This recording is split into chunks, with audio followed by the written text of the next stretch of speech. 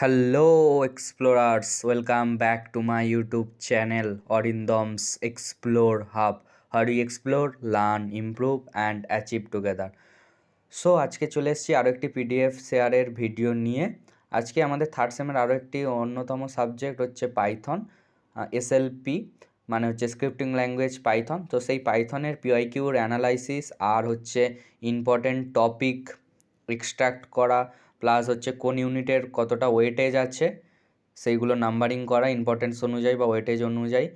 Plus এখানে তোমরা সবাই দেখতে পাবে যে কোনগুলো ইম্পর্টেন্ট পার্ট প্রত্যেকটা ইউনিটের, তো সেইগুলো সবই কিন্তু এখানে দেওয়া আছে। এটা টোটালি আমার নিজের হ্যান্ড রিটেন বানানো।